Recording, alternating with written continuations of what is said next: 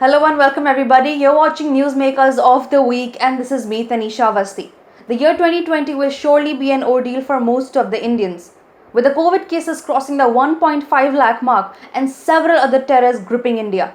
A lot has happened this week, but the two main stories that Inspiria TV is focusing on today is about the Chinese invasion in the Ladakh territory and a similar Pulwama-like attack which was averted by our Indian Armed Forces on the 28th of May.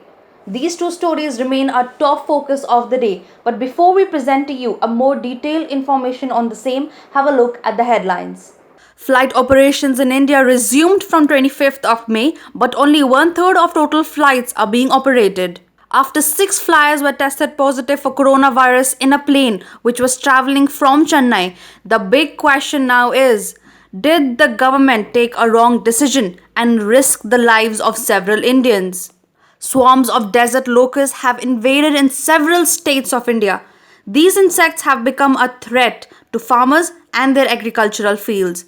However, the bigger threat now lies in the fact that due to climate change, their invasions are becoming more frequent and intense. A major terror attack was averted in Pulwama district in Jammu and Kashmir on the 28th of May. Inspector General of Police in Kashmir informed that 40 to 45 kgs of explosives were laden inside a car and was suspected to target a vehicle of security forces. India and China are yet again in a tussle over border disputes in Ladakh. According to sources, the Chinese deployed troops in large number and tried entering the Indian territory. However, the situation is now under control. After the Doklam issue, the Chinese troops are now targeting the territory of Ladakh. Now, what is this Ladakh standoff all about? Well, the Chinese have deployed over 6,000 armed forces in 4 locations in eastern Ladakh. In return, India as well has moved similar number of forces in actual line of control. Now, Indian shoulders are trying to build a bridge and road which will connect several locations in Ladakh, which will make movement feasible for these Indian shoulders.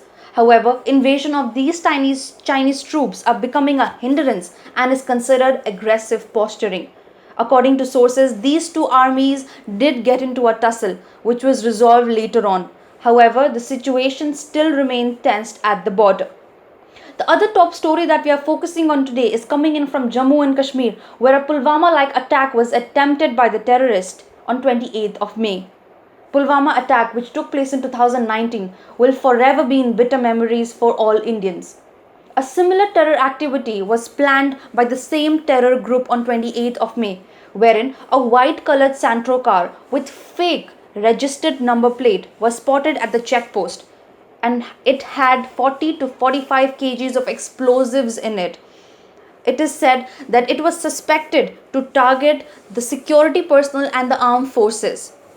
This massive explosion was averted by our Indian armed forces because they detected the car on time and defused the bomb.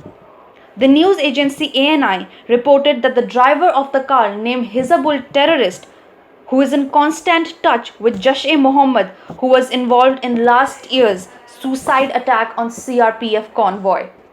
We salute to all our armed forces for protecting and shielding our lives on the border by protecting us and putting their life at risk.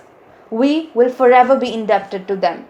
On this note, we come to the end of today's broadcast. News and updates will follow next week as well. Stay tuned and stay safe.